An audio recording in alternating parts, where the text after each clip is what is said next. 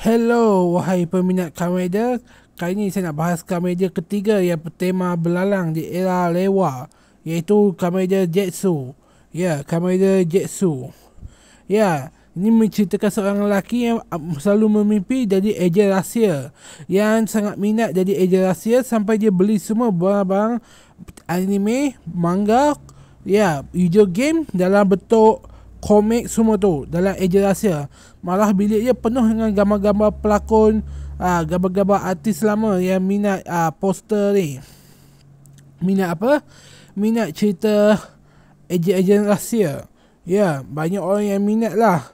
Ya, jadi kereta dia ni tak pernah dapat jadi ejen rahsia lah. Tapi dalam mimpi, ya, malangnya Kamen Jetsu ni bertemakan dunia mimpi, tak bertemakan dunia nyata pun. Okey, untuk Kamen Jetsu ni, ya, jalan ceritanya macam tu lah. Kamen Jetsu ni cerita dia, ya, dia cuba buat baik kat dunia nyata, tapi malangnya dia selalu tipu nasib malang.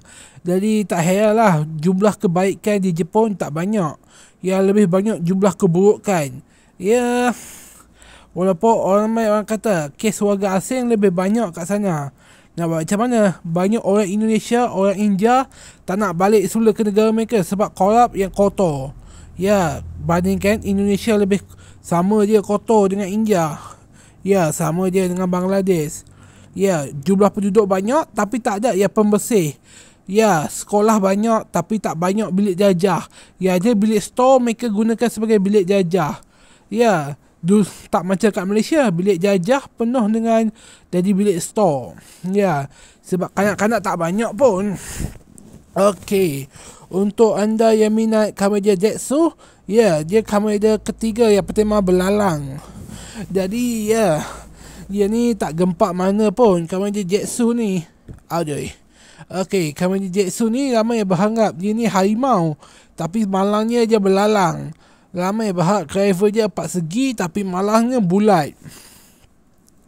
Ya, sebabkannya tetap hijau, jadi tak ada apa yang special pun saya lihat pada Kamen Jetsu ni, kecuali dia bercahaya dalam gelap, sama macam Kamen Voice, ya, Kamen Zero tu. Katanya Kamen Zero tu pun bercahaya dalam gelap.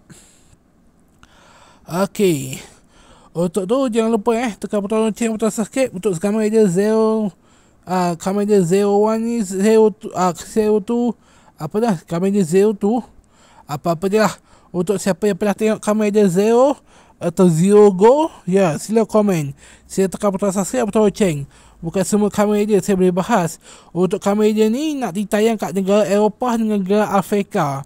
Dari sebab itulah dia ditemakan macam tema hero Eropah daripada hero Asia.